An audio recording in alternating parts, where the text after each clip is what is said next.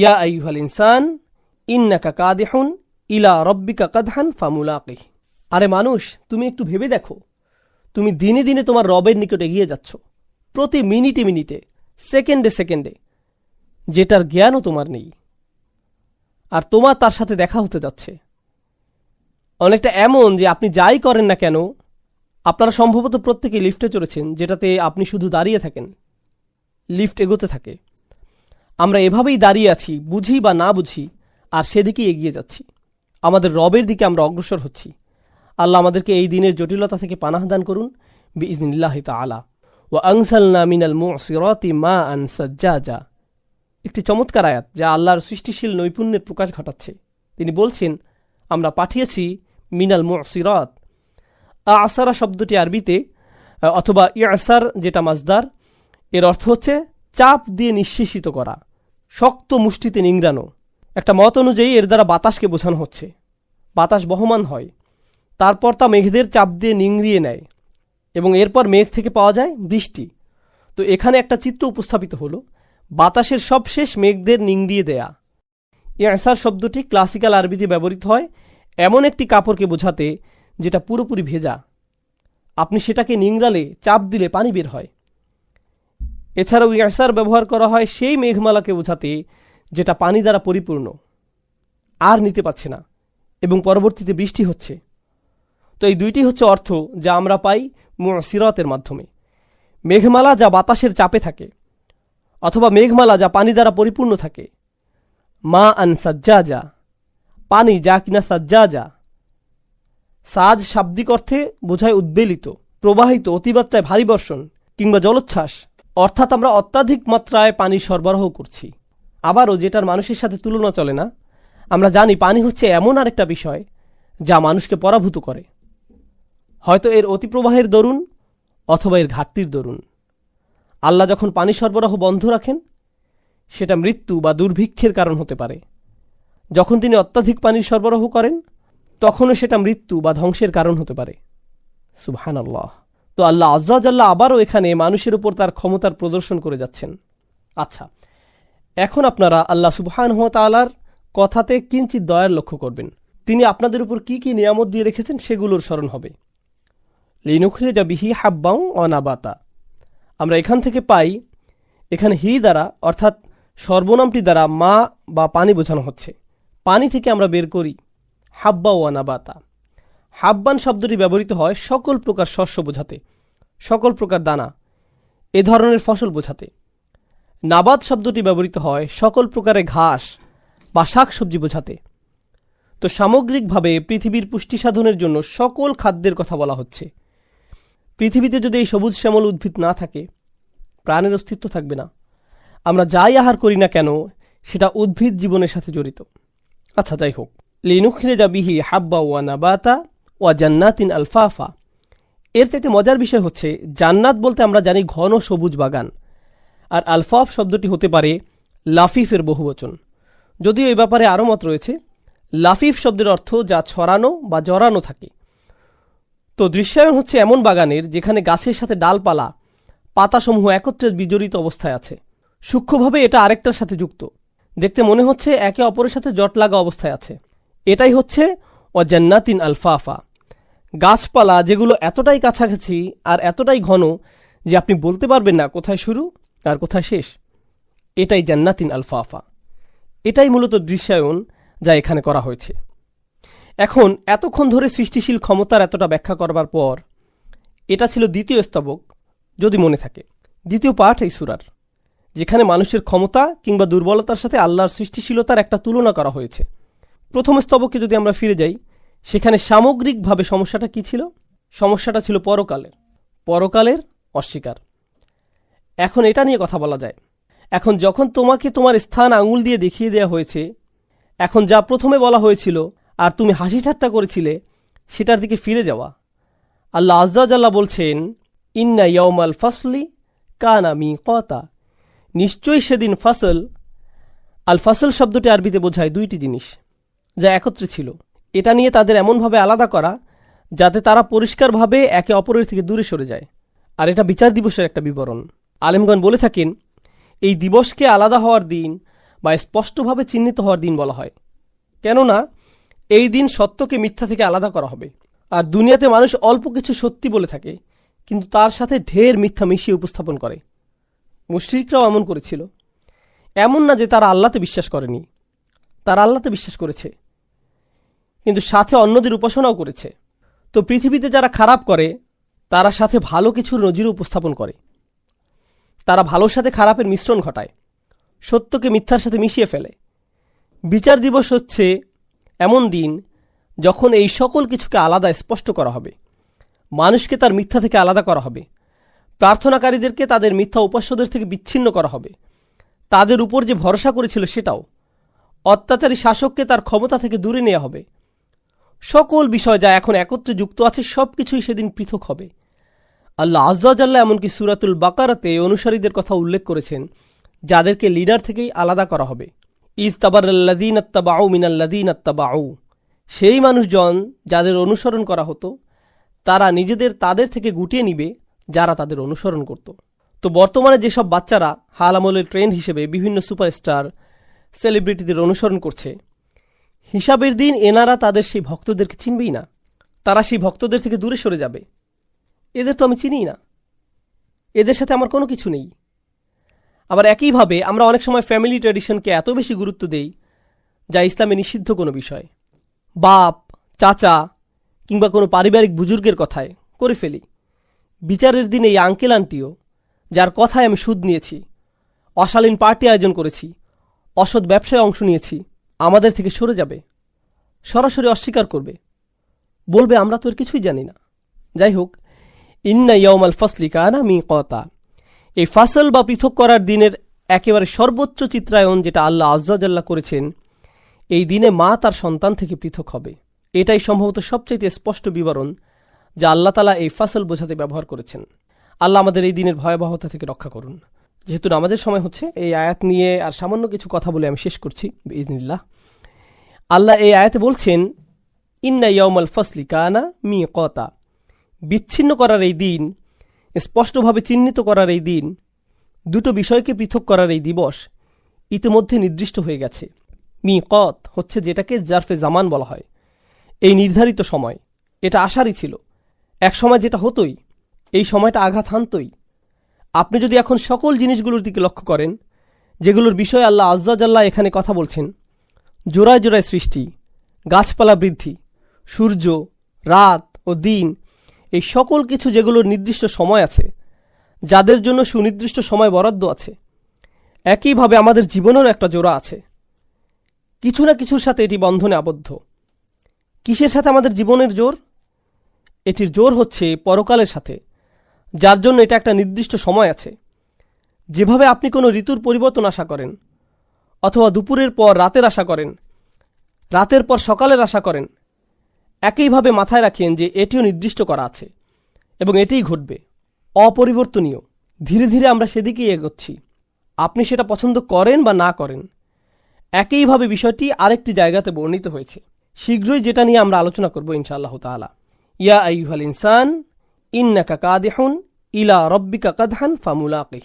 আরে মানুষ, তুমি একটু ভেবে দেখো, তুমি দিনে দিনে তোমার রবের নিকট এগিয়ে যাচ্ছ, প্রতি মিনিটে মিনিটে, সেকেন্ডে সেকেন্ডে, যেটার জ্ঞানও তোমার নেই, আর তোমার তার সাথে দেখা হতে যাচ্ছে। অনেকটা এমন যে আপনি যাই করেন না কেন, আপনারা সম্ভবত প্রত্যেকেই লিফটে চড়েছেন, যেটাতে আপনি শুধু দাঁড়িয়ে থাকেন, লিফট এগোতে থাকে। আমরা এভাবেই দাঁড়িয়ে আছি, বুঝি বা না বুঝি, আর সেদিকেই এগিয়ে যাচ্ছি, আমাদের রবের দিকে আমরা অগ্রসর হচ্ছি। আল্লাহ আমাদেরকে এই দিনের জটিলতা থেকে পানাহ দান করুন বিইজনিল্লাহি তাআলা। কবুল করতে ইতাআত, দাসত্ব পুরোপুরি মেনে নিতে হবে। যদি এমন হয় যে আপনাকে আল্লাহর দাসত্ব মেনে নিতে হচ্ছে, সাথে অন্য কোনো কিছুর দাসত্ব মেনে নিতে হচ্ছে, তাহলে আল্লাহর দাসত্ব আপনাকে প্রথমে কবুল করতে হবে। আপনি আল্লাহর সৃষ্ট কোনো কিছুর কথা মেনে নিতে পারবেন যদি আপনি একই সাথে আল্লাহর দাসত্ব মেনে নেন। অন্যভাবে বললে, আপনি যদি আল্লাহর কোনো সৃষ্টির কথা মেনে নেন কিন্তু একই সময় আল্লাহর অবাধ্যতা করেন, তাহলে আপনি আর আল্লাহর বান্দা হিসেবে গণ্য হবেন না, কারণ আপনি ইতোমধ্যে শিরক করে ফেলেছেন। লা তাআতা লিমাখলুকিন ফি মাসিয়াতিল খালক, স্রষ্টার অবাধ্যতা হয় এমন কোনো ক্ষেত্রে সৃষ্টির আনুগত্য করা হয় না, এটা হতে পারে না, গোলাম হিসেবে এটা করা যাবে না। তো প্রথম বিষয়টি হচ্ছে ইতাআত, দ্বিতীয় বিষয়টি হচ্ছে ভালোবাসা। হুব, আমাদের অন্য সকল কিছু থেকে বেশি আল্লাহকে ভালোবাসতে হবে। ওয়াল্লাযীনা আমানু আশাদ্দু হুব্বাল লিল্লাহ, যারা বিশ্বাস করে তারা আল্লাহর ভালোবাসায় দৃঢ়। একই সূরাতে আল্লাহ বলেন, ওয়ামিনান নাসি মান ইয়াত্তাখিযু মিন দুনিল্লাহি আনদাদাও ওয়া ইউহিব্বুনাহুম কাহুব্বুল্লাহ। মানুষের মধ্যে এমন রয়েছে যারা আল্লাহর সমকক্ষ দাঁড় করায়, তারা তাদের এমন ভাবে ভালোবাসে যেভাবে আল্লাহকে ভালোবাসে, কিন্তু যারা বিশ্বাস করে তারা আল্লাহর ভালোবাসায় দৃঢ় থাকে। অন্যভাবে বললে, আমাদের ভালোবাসা আছে আমাদের পিতামাতার প্রতি, ভাই বন্ধু, সন্তান সন্ততি, জীবন সঙ্গী, ধন সম্পদ ইত্যাদি সকল কিছুর প্রতি, কিন্তু এগুলো কোনোটাই আল্লাহর ভালোবাসার ঊর্ধ্বে নয়। সকল ভালোবাসাই থাকে আল্লাহর প্রতি ভালোবাসার অধীন। আর আল্লাহকে ভালোবাসার পর আসে তার বার্তাবাহকের প্রতি ভালোবাসা, সাল্লাল্লাহু আলাইহি ওয়াসাল্লাম। দ্বিতীয় বিষয়টি ছিল ভালোবাসা। তো এখন পর্যন্ত আমরা দুইটি বিষয় নিয়ে আলোচনা করেছি, দাসত্ব স্বীকার ও ভালোবাসার প্রকাশ। তৃতীয়টি হচ্ছে তাওয়াক্কুল। সৃষ্টিকর্তার উপর আমাদের ভরসা রাখতে হবে। নিজেকে যখন আমি তার দাস হিসেবে স্বীকার করে নিয়েছি এবং তাকে যখন স্রষ্টা হিসেবে কবুল করে নিয়েছি, তখন তিনি যাই আদেশ নির্দেশ আমার প্রতি করুক না কেন, ভরসা রাখতে হবে যে সে সকলগুলো অবশ্যই আমার জন্য উত্তম। যে অবস্থাতেই তিনি আমাকে নিপতিত করুন না কেন, তার উপর ভরসা রাখতে হবে। ভরসা রাখতে হবে যে যদি আমি তার কথা মেনে নেই, তাহলে তার কোনো আদেশ আর আমার জন্য যত কঠিন হোক না কেন, সেটাই উত্তম পন্থা। ইউরিদুল্লাহু আন ইউখাফফিফা আনকুম, আল্লাহ তোমাদের জীবন সহজ করতে চান, তোমাদের বোঝা হালকা করতে চান। আমরা ভাবি যে আল্লাহর কথা মেনে নিলে জীবন কঠিন হবে, আর তার অবাধ্য হলে জীবন সহজ হয়। আমাদের অনেক সময় এমন হয় যে আমরা চিন্তা করি, আহা, সবকিছুই শুধু হারাম, এত কঠিন, ইসলাম খুবই কঠিন। আল্লাহ বলছেন, না, আমি আসলে তোমাদের ইসলাম দিয়েছি যাতে তোমাদের জীবন সহজ হয়। আর আমাদের অবশ্যই বিশ্বাস করতে হবে যে এটা সত্য। আল্লাহর উপর আমাদের ভরসা রাখতে হবে, তাওয়াক্কুল থাকতে হবে। তো আমাদের হলো দাসত্ব, ভালোবাসা এবং ভরসা। চতুর্থ বিষয়টি হচ্ছে আন্তরিকতা বা অকৃত্রিমতা। যখন আমরা কোনো কিছু করি, বিশেষ করে সেটা যদি ইবাদতের বিষয় হয়, আমাদের সেটা শুধুমাত্র আল্লাহর জন্যই করতে হবে। আপনি আল্লাহর সাথে অন্য কোনো বিষয় একত্র করতে পারবেন না। যেমন ধরুন, আপনি মসজিদে দান করবেন, যদি সাথে এমন চিন্তাও রাখেন যে একটু নামও হবে আর হ্যাঁ দানও হবে, এভাবে নিয়ত মিশ্রণ ঘটাতে পারবেন না। সেটা আলাদা যে দান করলে হয়তো আপনার কিছুটা নামও হবে, কিন্তু মনে যদি আগে থেকে খ্যাতির লোভ থাকে, তাহলে আপনার দান বৃথা। আপনার লক্ষ্য শুধুমাত্র আল্লাহর জন্য হতে হবে। আল্লাহ তার জন্য করা নিয়তে অন্য কারো অংশগ্রহণ করা পছন্দ করেন না, বিন্দু পরিমাণও না। আর তিনি আমাদের থেকে যা চান, ইন্না সলাতি ওয়া নুসুকি ওয়া মাহইয়ায়া ওয়া মামাতি লিল্লাহি রব্বিল আলামিন, এই আন্তরিকতার ব্যাপারে আগের সূরাতে আলোচনা হয়েছে। ফাসাল্লি লিরাব্বিক, তোমার রবের প্রতি আন্তরিকতার সাথে সালাত আদায় করো। আল্লাহর জন্য কোনো কিছু করার ক্ষেত্রে আমাদের নিয়তকে পরিশুদ্ধ করতে হবে। মাঝে মাঝে ধরুন, এটা যদিও একটু বাইরের আলোচনা কিন্তু গুরুত্বপূর্ণ, আমরা বিভিন্নভাবে দিনের জন্য কাজ করি। কেউ হয়তো মসজিদে সরাসরি সেবাদান করে, কেউ হয়তো মসজিদ কমিটিতে কাজ করে, কেউ হয়তো দাওয়াতি কাজ সম্পন্ন করে, কেউ ইসলামী স্কুল পরিচালনা করে, অথবা কেউ ইসলামিক ওয়েবসাইট চালাতে সহায়তা করে। যেটাই হোক, যেভাবেই হোক, আমরা দিনের জন্য করি কোনো না কোনো উপায়। কাজের শুরুতে আমাদের নিয়ত শুধু আল্লাহর জন্যই থাকে, কিন্তু সময় পার হলে আমাদের মনে বিভিন্ন চিন্তার উদ্রেক হয়। আমরা বলি, মানুষ আমার কথাই শুনছে, আমার এখানে প্রধান হওয়া উচিত, আর আমাদের আমিত্ব বোধ জাগ্রত হয়। মানুষদের অবশ্যই আমার কাজের স্বীকৃতি দিতে হবে। এখন তো কেউ আমার প্রশংসাই করছে না, লোকজন আমার মতের মূল্যায়নই করছে না, আর এতদিন যা কিছু করেছি কিছুই আমলে নিচ্ছে না। এখন বলুন, আমাদের এই কাজ আল্লাহর জন্য নাকি মানুষের স্বীকৃতির জন্য? আর এভাবে আমাদের মনে যা ঘটে সেগুলো কেউই তেমন ভাবে লক্ষ্য করে না, অথচ সময়ের সাথে এভাবেই নিয়ত পরিবর্তিত হতে থাকে। আপনি সততার সাথে আল্লাহর জন্য শুরু করেন হয়তো, কিন্তু সময়ের সাথে আন্তরিকতায় ভাটা পড়ে। আমাদের অবশ্যই ইখলাস বজায় রাখতে হবে, সেই আন্তরিকতা ধরে রাখতে হবে। এখন সর্বশেষ ও সর্বাধিক গুরুত্বপূর্ণ বিষয়টি, যা ইবাদতের সাথে জড়িত, আমরা ইতিমধ্যে 4টি বিষয় নিয়ে আলোচনা করেছি, পঞ্চম বিষয়টি বাকি আছে। সহজ ভাষায় আমি এটাকে বলি দাসত্বের শর্ত। লক্ষ্য করবেন, যখন আপনি কোনো চাকরিতে যোগদান করেন, আপনার কোম্পানি ও আপনার মধ্যে একটা চুক্তি সম্পন্ন হয়। চুক্তিতে বলা থাকে আপনি কোম্পানির জন্য কি কি করবেন এবং কোম্পানি আপনার জন্য কি কি করবে। একইভাবে স্বামী স্ত্রীর মধ্যেও চুক্তিনামা থাকে, আমি তোমার জন্য এগুলো এগুলো করব, তুমি আমার জন্য এগুলো এগুলো করবে। চুক্তিনামা, শর্তের আদান প্রদান। একইভাবে সন্তান এবং মা বাবার মধ্যে অধিকারের বিষয় থাকে, এগুলো আমাদের অধিকার, এগুলো তোমাদের অধিকার। এখানেও আদান প্রদান হচ্ছে, পরস্পর বোঝাপড়া এখানেও দেখা যাচ্ছে। যে কোনো রাষ্ট্র বা সরকারের সাথে সেখানকার জনগণের একই ধরনের বোঝাপড়া হয়। তোমরা এই পরিমাণ কর দিবে, এই আইন কানুনগুলো মেনে চলবে, বিনিময়ে আমরা তোমাদের এই সেবা দিয়ে যাব। স্পষ্ট বিনিময়। সাধারণত এই ধরনের বিনিময়গুলো কিছু আপোষ মীমাংসা বা বোঝাপড়ার মাধ্যমে হয়, অর্থাৎ দুই পক্ষই এগিয়ে আসে, আলাপ আলোচনা করে, শেষে আপোষের মাধ্যমে সমঝোতা হয়। কিন্তু যখন আমরা আল্লাহর বান্দা, তখন এই ধরনের শর্ত বা সমঝোতা কি করে ঘটবে? এগুলো কি আলোচনা বা আপোষ মীমাংসার মাধ্যমে হবে? অবশ্যই না। সকল শর্তই আসমান থেকে আসবে, আপনাকে শুধু মেনে নিতে হবে। অর্থাৎ আপনার কোনো যোগ্যতা নেই যে আপনি নির্ধারণ করবেন আল্লাহর বান্দা হতে হলে কি কি মেনে চলবে আর কি কি মেনে চলবেন না, আল্লাহর উপাসনার জন্য কি কি করবেন আর কি কি করবেন না, আল্লাহকে মেনে চলার জন্য কি করবেন আর কি করবেন না। আপনি নিজে কখনোই নিজের জন্য এগুলো নির্ধারণ করতে পারেন না। এই ব্যাপারে সকল শর্ত, সকল কর্তৃত্ব শুধুই আল্লাহর। আর শুধুমাত্র এভাবেই আপনি আল্লাহর বান্দা হতে পারেন যে এসব শর্তে, এই চুক্তিতে আপনার সামান্যতম অংশও নেই। সকল শর্তই আল্লাহর, কর্তৃত্ব শুধুই আল্লাহর। এবার আসুন, কাফিররাও আল্লাহকে ডাকে, তারাও তাওয়াফ করে, সিজদাও করে, আল্লাহর নাম তারাও ভালোভাবেই স্মরণ করে, প্রায় সবকিছুই করে, কিন্তু সেই শর্তগুলো সেই চুক্তিনামা, তারা যেটাকে আল্লাহর দাসত্ব বলে, যেটাকে তারা আল্লাহতে বিশ্বাস বলে, সেই বিশ্বাস দাসত্বের চুক্তিনামা তারা নিজেরাই বানিয়ে নেয়। কিন্তু আল্লাহ বলছেন, তোমরা যদি নিজেদের মন মতো এই শর্তসমূহ বানিয়ে নাও, সেটা গ্রহণযোগ্য না। এগুলো শুধু তখনই গ্রহণ করা হবে যদি তা কেবল আমার পক্ষ থেকেই আসে। আর সেই শর্তসমূহ যা তার থেকে আসে সেগুলো মূলত তাই যা নবী রাসূলগণ নিয়ে আসেন। তাই এসব শর্তাবলী এগুলো খুবই গুরুত্বপূর্ণ। আপনাকে একদিন কেউ বলল, জানো আমি সৃষ্টিকর্তাকে খুবই ভালোবাসি, আমি প্রায়ই তার উপাসনা করি, প্রার্থনা করি। আসলে আপনি করেন না, আপনি করেন না। কেননা আপনি যদি সৃষ্টিকর্তার প্রার্থনা করেন নিজের মন মতো করে, তাহলে কিভাবে আপনি তার গোলাম হবেন? যখন আপনি সৃষ্টিকর্তার প্রার্থনা করবেন এমনভাবে, ঠিক যেমনভাবে তিনি আপনার নিকট আশা করেন, এটাকে সৃষ্টিকর্তার সঠিক উপাসনা বলা যায়। শর্তগুলোর সংজ্ঞা কেবল আল্লাহর পক্ষ থেকেই আসতে পারে। আল্লাহতে বিশ্বাসের অর্থ আসলে কি কি? আল্লাহকে মেনে চলার অর্থ কি? আল্লাহর ইবাদত করার অর্থটাই বাকি। এটি হলো প্রাথমিক আলোচনা। দাসত্বের শর্তসমূহ দুইটি বিষয়। আমি চাই আপনারা ইবাদত শব্দটার আসলে আরবিতে কি বোঝায় সেটা আগে জেনে নিন। কিংবা বলা যায় উবুদিয়্যা শব্দটি, যেটি মূলত মাজদার ব্যাকরণ অনুযায়ী, এটি মূলত দুটি বিষয়ের সমন্বয়। এখন আমি যদি শুধুমাত্র যে কোনো একটি আপনাদের সামনে প্রকাশ করি, তাহলে মূল অর্থটি অসম্পূর্ণ থেকে যাবে। মূলত এটি ক্লাসিক্যাল আরবির সামনে ইংরেজি ভাষার একটা সীমাবদ্ধতা। ক্লাসিক্যাল আরবি ভাষা একই সময় বিভিন্ন বৈশিষ্ট্যের প্রকাশ ঘটায়। এখন আমরা যদি কোনো বিষয়ের ক্ষেত্রে পুরোপুরিভাবে অর্থের প্রকাশ না ঘটাই, বাক্যের আংশিক প্রকাশ আমাদের মনে গন্ডগোল বাঁধাতে পারে। তো দুইটি পরিভাষা যা ইবাদত শব্দটির সকল বৈশিষ্ট্য ও গুণাগুণ পরিপূর্ণরূপে প্রকাশ করে, সে দুইটি হলো প্রার্থনা ও দাসত্ব। হ্যাঁ, এই দুটির সমন্বয়, প্রার্থনা ও দাসত্ব। আমরা সাধারণত যে কোনো একটি গ্রহণ করে থাকি, কিন্তু ইংরেজিতে দুইটি সম্পূর্ণ আলাদা শব্দ, যা ক্লাসিক্যাল আরবিতে একটি শব্দে প্রকাশ পায়, ইবাদাহ এবং উবুদিয়্যাহ। তাই যখন আল্লাহ রাসূল সাল্লাল্লাহু আলাইহি ওয়াসাল্লাম বলেন লা আ'বুদু মা তা'বুদুন, এর মানে শুধুমাত্র এই না যে আমি প্রার্থনা করব না, বরং এর মানে এও দাঁড়ায় যে আমি দাসত্ব স্বীকার করব না, আমাকে তোমরা গোলাম বানাতে পারবে না। খুব সংক্ষেপে আমি আপনাদের প্রার্থনা এবং উপাসনা করা এবং দাসত্বের মধ্যকার যে পার্থক্য সেটি দেখিয়ে দিতে চাই। যখন মাগরিব আসলো, আমরা আল্লাহ তাআলাকে স্মরণ করছি, প্রার্থনা করছি। যখন এশার সালাতের সময় আসবে, আমরা আল্লাহর প্রার্থনা করব। কিন্তু এই দুই নামাজের মাঝখানে সময় আমরা কি করি? এই দুই নামাজের মাঝখানে যখন আমরা ছিলাম, এই দুই নামাজের মাঝখানে আমরা ছিলাম আল্লাহর দাস। যখন আপনি ঘুমাচ্ছিলেন তখন আপনি প্রার্থনা করছিলেন না, কিন্তু ঠিকই আপনি ছিলেন তখন আল্লাহর দাস। যখন আপনি ঘুম থেকে উঠলেন, দাঁত ব্রাশ করলেন, নাস্তা করলেন, আপনার কাজে যাওয়ার জন্য গাড়ি ড্রাইভ করলেন, সে সময় আপনি প্রার্থনা করছিলেন না, কিন্তু তাহলে আপনি কি করছিলেন?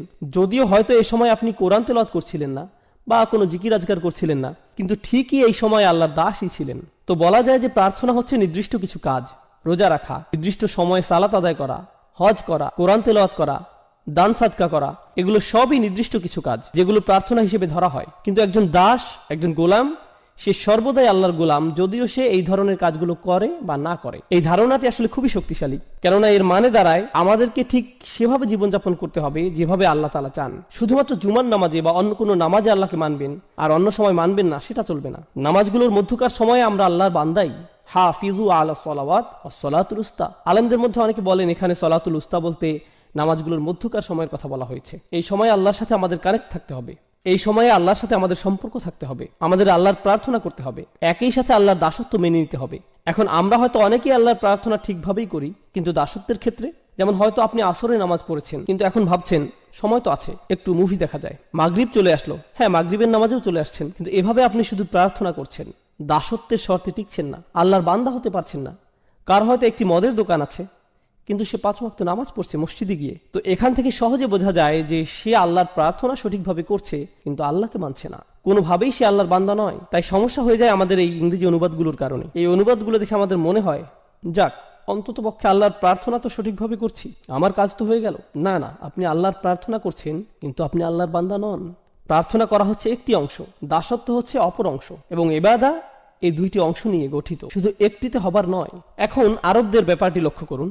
আরবদের দুটি সমস্যা ছিল। প্রথমটি হচ্ছে তারা আল্লাহর প্রার্থনায় বিমুখ ছিল, তবে এর চাইতে বড় সমস্যা, তারা আল্লাহর দাসত্ব মেনে নিতে রাজি ছিল না। এই সূরাটি এই দুইটি সমস্যা নিয়ে আলোচনা করছে। আমাদের এই সমস্যা দুটি স্পষ্টভাবে চিহ্নিত করে নিতে হবে। যখন তারা আল্লাহর সামনে মাথা নত করতে এবং অন্য সকল উপাস্য থেকে মুখ ফিরিয়ে নিতে অস্বীকার করে, তখন সেটা তাদের কোন সমস্যা? প্রার্থনাগত সমস্যা নাকি দাসত্বের সমস্যা? অবশ্যই এটি তাদের প্রার্থনাগত একটি সমস্যা। কিন্তু যখন তারা ইয়াতিমদের দূরে ঠেলে দেয়, যখন তারা নারী শিশুদের হত্যা করতে বিরত থাকে না, যখন তারা গরিব দুঃখীদের দিকে ফিরেও তাকায় না, যখন তারা ন্যায় বিচার থেকে নিজেদের দূরে সরিয়ে নেয়, যখন তারা বিনা অপরাধে মানুষ হত্যা করে, যখন তারা কৃতদাসদের উপর অমানবিক অত্যাচার করে, তখন তারা আসলে কিসের সাক্ষ্যদান করে? তারা মূলত আল্লাহর দাসত্বকে প্রত্যাখ্যান করে। আল্লাহর বান্দার ন্যায় জীবনযাপন তারা কোনো আগ্রহ দেখায় না। আপনি আল্লাহর বান্দা মানে আপনি আল্লাহর উপাসনা করেন এবং তার সাথে তার দাসের ন্যায় জীবনযাপন করেন। দুইটি বিষয়। এখন আয়াতটি আমরা ভালোভাবে বুঝব। লা আ'বুদু মা তা'বুদুন, এখানে লা আ'বুদু অর্থাৎ আমি দাসত্ব করব না এবং আমি প্রার্থনা করব না যার ইবাদত তোমরা করছো। আমাদের বুঝতে হবে এই আয়াতে আল্লাহ রসুলকে বলা হয়েছে কাফিররা কিসের প্রার্থনা করত আর তারা কার দাসত্ব করত সে ব্যাপারে কথা বলতে। তো তারা কিসের প্রার্থনা করত এবং তারা কার দাস ছিল বলে মনে করেন? তারা বিভিন্ন মূর্তির নিজেদের বানানো মেয়েকে ঈশ্বরের উপাসনা করত এবং তারা নিজেদের লোভ লালসার দাস ছিল। দুইটি বিষয়। তারা মূর্তিগুলোর পূজা করত এবং নিজেদের শাহাওয়াত লোভ লালসার গোলাম হয়ে গিয়েছিল, নিজের নফসের পূজারী।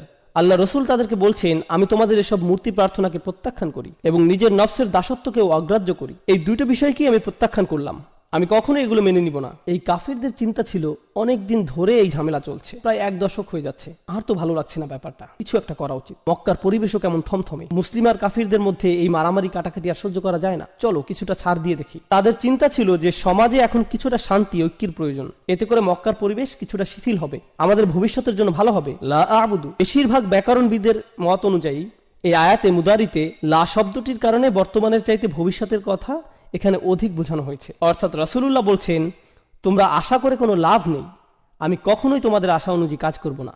তোমরা যদি মনে করো ভবিষ্যতে তোমাদের হয়তো সুযোগ আছে, সময় গেলে পরিস্থিতি পাল্টাবে, আমি কখনোই এসবের প্রার্থনা করব না। এবং তোমরা যা কিছুর উপাসনা করছো এবং দাসত্ব মেনে নিয়েছো সেসবের দাসত্ব আমি কখনোই কবুল করব না, এমন কখনোই হবে না। তোমাদের মাথা থেকে এই চিন্তা দূর করে ফেলতে পারো।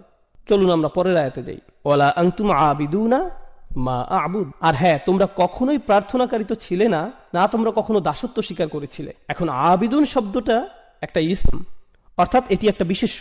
তার মানে এখানে বোঝানো হচ্ছে তোমরা অতীতে কখনোই এবং বর্তমানেও না আর ভবিষ্যতেও তোমরা কখনো কোনোভাবেই আমি যে সৃষ্টিকর্তার উপাসনা করি তার উপাসনা করবে, বা যে সৃষ্টিকর্তার দাসত্ব আমি করি তার দাসত্ব মেনে নিবে। এটা অতীতে আগে কখনোই হয়নি এবং ভবিষ্যতেও কখনো হওয়ার কোনো সুযোগ নেই। তার মানে বোঝা যাচ্ছে যে এটা শতভাগ নিশ্চিত তারা চিরন্তনভাবে এই কুফুরির উপর বিদ্যমান।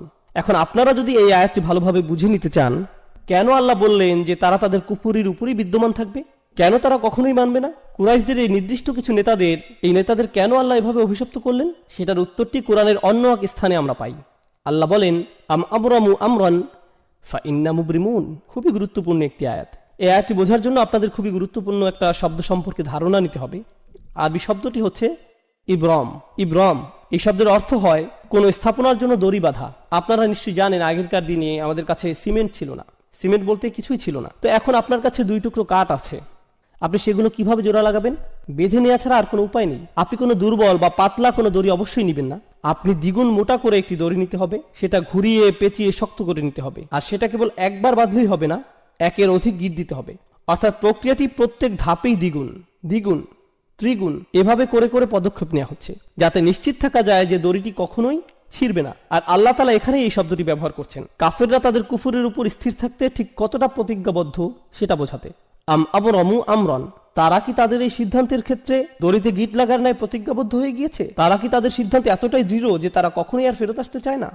কেননা আপনি যদি একবার এই দড়িতে গিট লাগিয়ে দেন, তার মানে বোঝা যাচ্ছে যে আপনার ইচ্ছা আর কখনো ফেরত না আসা। বিষয়টা জুতার ফিতার ন্যায় সহজ নয় যে কিছুক্ষণ পর আপনি আবার খুলে ফেলবেন। আল্লাহ বলছেন তারা এতটাই নিশ্চিত যে তাদের কুফরির এই সিদ্ধান্তে তারা আর কখনোই ফেরত আসতে চায় না। বিষয়টি কেমন? যদি এমনই হয় ফা ইন্না মুবরিমুন, তাহলে আমরাও আমাদের দড়ি বেঁধে দিচ্ছি। যদি তারা এতটাই নিশ্চিত থাকে তাহলে আমরাও নিশ্চিত যে আমরা তাদেরকে কুফরির উপরই প্রতিষ্ঠিত রাখবো। আর দেখুন আল্লাহ যখন তাদের দড়ির কথা উল্লেখ করছেন তখন ফিল বা ক্রিয়া ব্যবহার করছেন।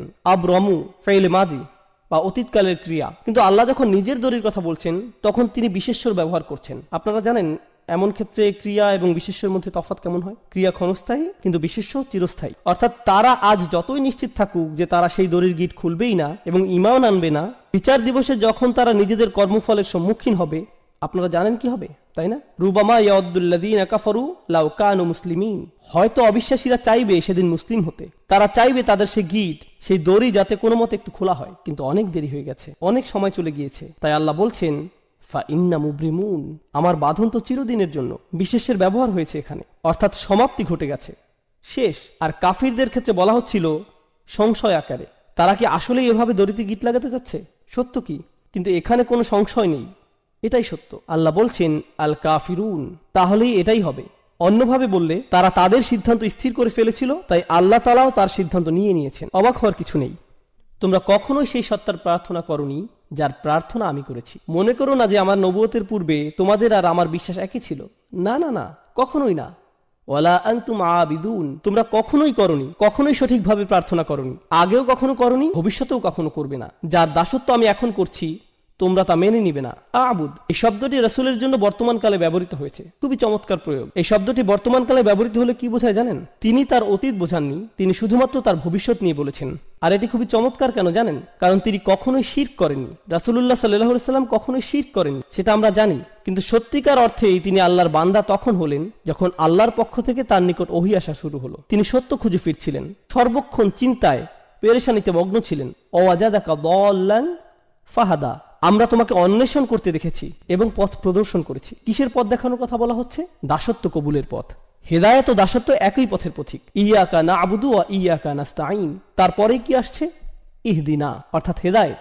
তো রাসূল সাল্লাল্লাহু আলাইহি ওয়াসাল্লাম বলছেন, এখন আমি সত্যিকার অর্থে দাসত্ব খুঁজে পেয়েছি। তবে তার মানে এই না যে তোমরা মনে করবে পূর্বে আমি তোমাদের ধর্মবিশ্বাসী ছিলাম।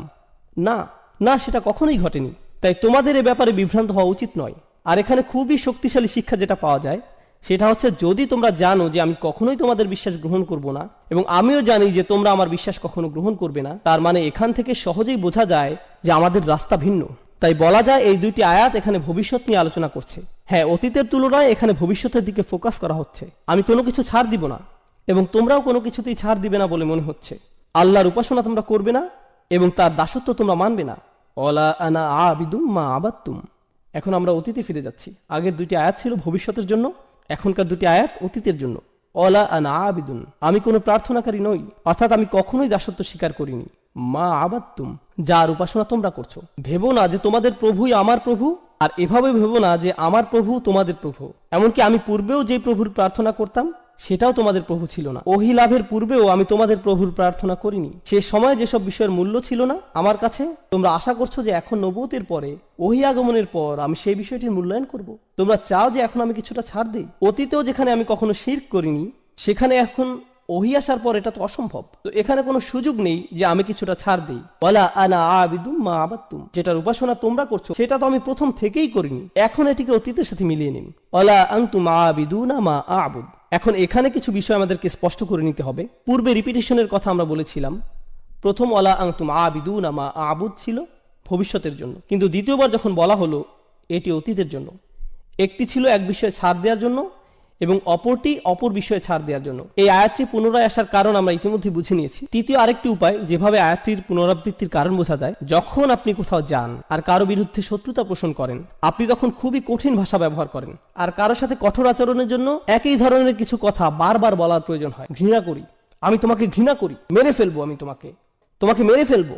একই কথা পুনরায় বলে আপনি কি বোঝাতে চাচ্ছেন? এখান থেকে আপনার রাগান্বিত অবস্থায় স্পষ্ট হয়।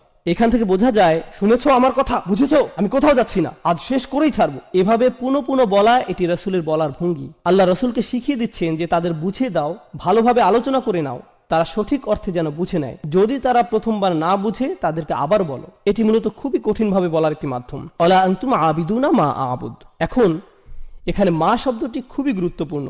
আল্লাহ এখানে বলেননি ওয়ালা আনতুম আবিদুনা মান আবুদ, আর তুমি তার উপাসনা করো না যার উপাসনা আমি করি। আয়াতে বলেননি আমি যার উপাসনা করি, বরং বলেছেন আমি যেসবের উপাসনা করি। কিন্তু মা শব্দটি আমরা জানি প্রাণীবাচক শব্দের ক্ষেত্রে ব্যবহৃত হয় না, এটি ব্যবহৃত হয় অপ্রাণীবাচক শব্দের ক্ষেত্রে। মান শব্দের ব্যবহার হয়ে থাকে প্রাণীবাচক শব্দের ক্ষেত্রে। তাই এই বর্ণনা কিছুটা বিভ্রান্তির সৃষ্টি করে। কিভাবে আমি যার উপাসনা করি বলার পরিবর্তে আমি যেসবের উপাসনা করি বলা সম্ভব? এখন আমি উপাসনা বা প্রার্থনা শব্দটি সাধারণ অর্থে ব্যবহার করছি। আপনারা এখন উপাসনা ও দাসত্ব আলাদাভাবে কোনটা কি বোঝায় জানেন, কিন্তু আমি এখানে সাধারণ অর্থে ব্যবহার করছি। আল্লাহ তার রাসূলকে আমি যার প্রার্থনা করি বলতে না বলে দুইবার আমি যেসবের প্রার্থনা করি বলতে বললেন।